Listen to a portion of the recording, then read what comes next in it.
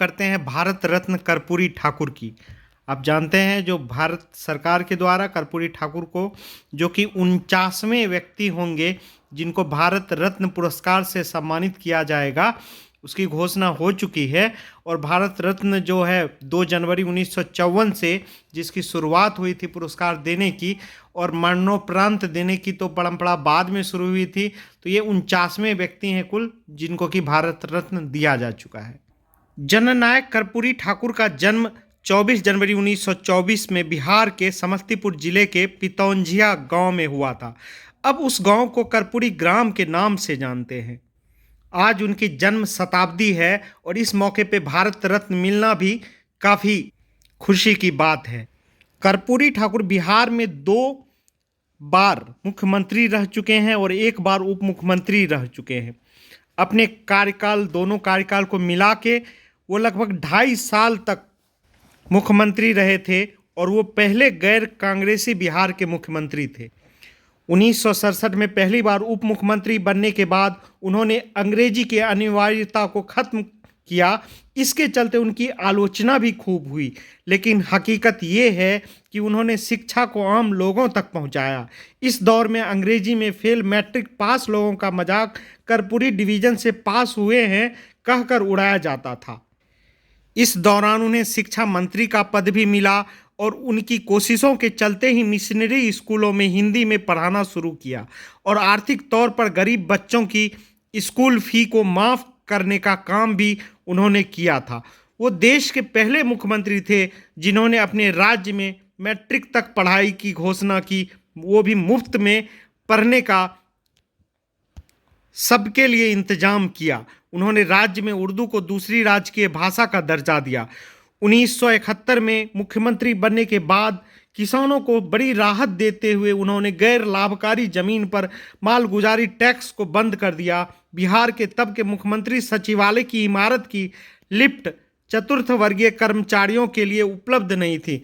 मुख्यमंत्री बनते ही उन्होंने चतुर्थ वर्गीय कर्मचारी लिफ्ट का इस्तेमाल कर पाए, ये सुनिश्चित किया। उस दौर में कहीं भी अगर अंतरजातीय विवाह की खबर मिलती तो उसमें वो पहुंच जाते थे। वो समाज में एक तरह का बदलाव चाहते थे। बिहार में जो आज दबे पिछड़ों को सत्ता में हिस्सेदारी मिली है, उसकी भूमिका कर्पूरी ठाकुर ने ही बनाई थी। युवाओं को रोजगार देने के प्रति उनकी प्रतिबद्धता इतनी थी कि एक कैंप आयोजित कर 9,000 से ज़्यादा इंजीनियरों और डॉक्टरों को एक साथ नौकरी दे दी। इतने बड़े पैमाने पर एक साथ राज्य में, इसके बाद आज तक इंजीनियर और डॉक्टर बहाल नहीं हुए। कुछ लोग बताते हैं कि कर्पूरी ठाकुर जब राज्य के मुख्यमंत्री थे तो उसके रिश्तेदार में उसके बहनोई के पास नौकरी के लिए गए और कहीं सिफारिश से नौकरी लगवाने के लिए कहा। उनकी बात सुनकर कर्पूरी ठाकुर गंभीर हो गए। उसके बाद अपनी जेब से 50 रुपये निकालकर उन्हें दिए और कहा, जाइए उस्तरा आदि खरीद लीजिए और अपना पुश्तैनी धंधा आरंभ कीजिए। एक किस्सा उसी दौर का है कि उसके मुख्यमंत्री रहते हुए उसके गांव के कुछ दबंग सामंतों ने उसके पिता को अपमानित करने का काम किया। खबर फैली तो जिलाधिकारी समस्तीपुर गांव में कार्रवाई करने पहुंच गए, लेकिन कर्पूरी ठाकुर ने जिलाधिकारी को कार्रवाई करने से रोक दिया। उनका कहना था कि दबे पिछड़ों को अपमान तो गांव-गांव में हो रहा है।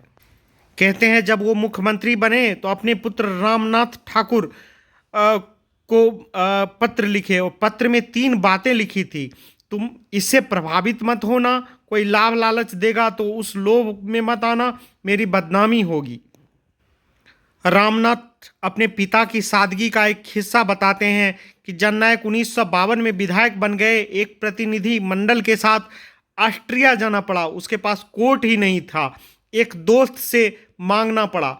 वहां से यूगोस्लाविया भी गए तो मार्शल टीटो ने देखा कि उनका कोट फटा हुआ है और उन्हें कोट भी भेंट किया। कर्पूरी वास्तविकता में समाजवादी राजनीति के बड़े नेता रहे हैं। उनके नाम पर माल्यार्पण करने वाले उसकी सादगी और ईमानदारी भरे रास्ते पर चलने का साहस नहीं कर पाएंगे। इसीलिए भी कर्पूरी जैसे नेताओं को याद रखा जाना जरूरी है। वो भारत रत्न के सच्चे हकदार थे। धन्यवाद। मेरे चैनल को सब्सक्राइब कीजिए और अच्छे वीडियो देखने के लिए।